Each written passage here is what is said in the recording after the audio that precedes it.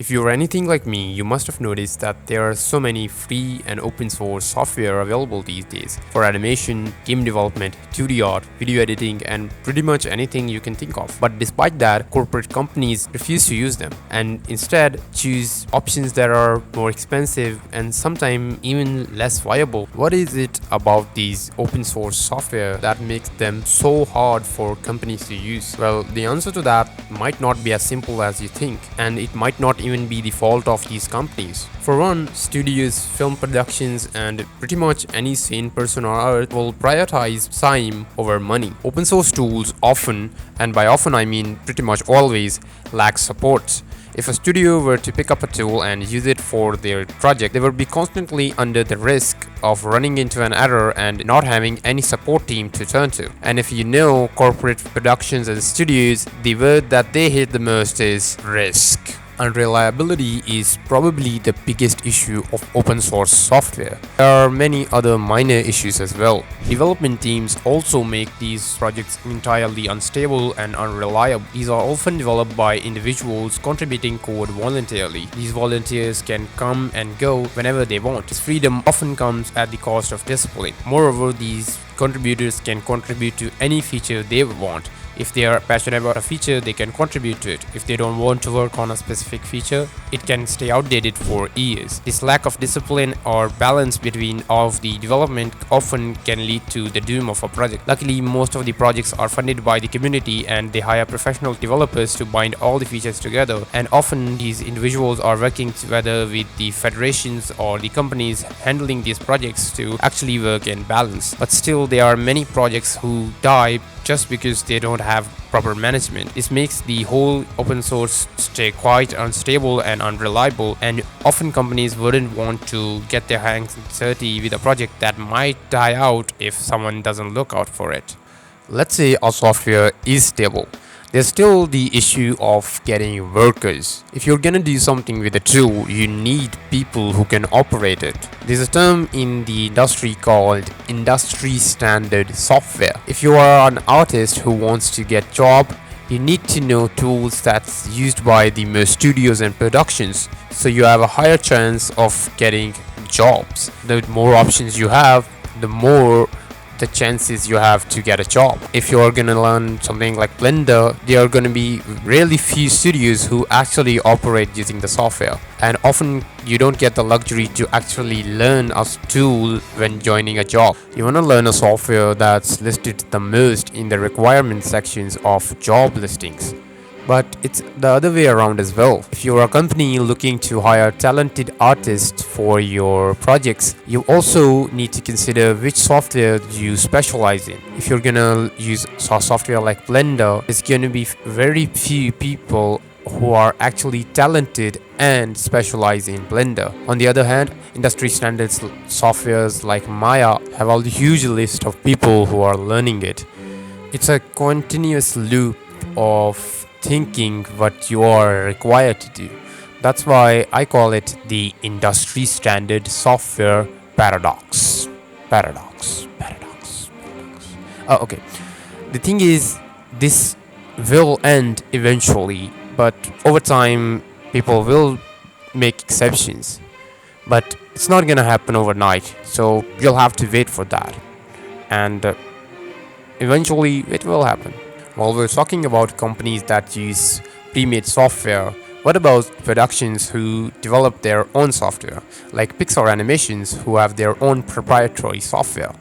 Why don't they just go to software like Blender and build upon the already great software and just go from there? But while they do that, there have been many instances of AAA gaming companies and animation productions using software like Blender to create their own software.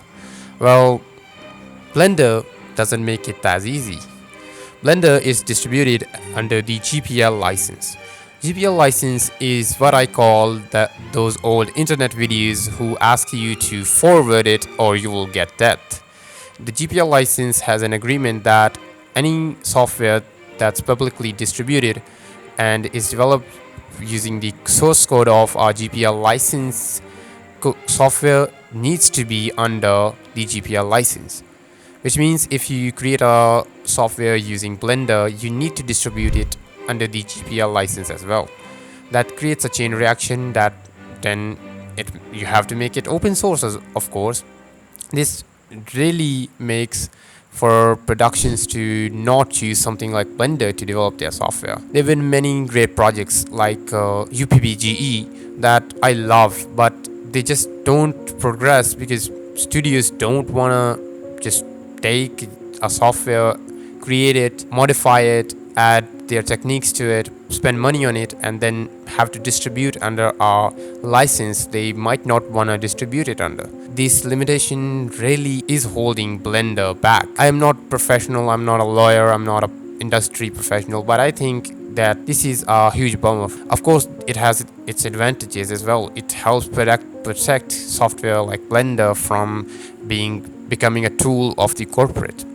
But as time passes, there are going to be inevitably studios and production who will take risk. Studios who will use the software to develop amazing animations, amazing video games, and amazing creations. Recently, softwares like Blender are being used to create amazing animations and movies. The recent examples are the Oscar-winning Flow. Game engines like Godot are being used to create video games like Sonic fucking Colors. There are better examples like the new Battlefield 6 video game using Godot as a level editor. These small needs are huge for these open source tools who want to become professional. But as I said, if a tool is good, it's gonna be used. And you cannot just take this a motivational line. If a tool is good, it's gonna be used. If it's not good, no matter how much you, me, or anyone tries to force the industry to use them, they're not gonna use them. A recent example you can take is that you might have watched the video. I will link it in the description. During the development of the Spider-Man Into the Spider-Verse, the Blender's Trace Pencil tools were used. Why? Because there was nothing like that available. It was exceptional and it was amazing. That's why the studio was forced to use the tool. Why? Because there was nothing like that.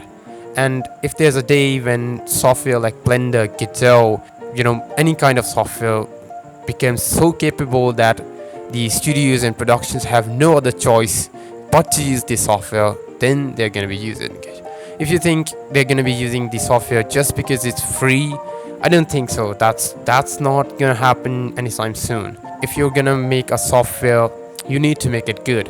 You can just sell it on the name of being free or open source. A software is good, then it's going to be used. It's the simplest term ever. I don't mean to say that tools like Blender or Godot are any bad. I'm a huge fan and I've never used any of the other software.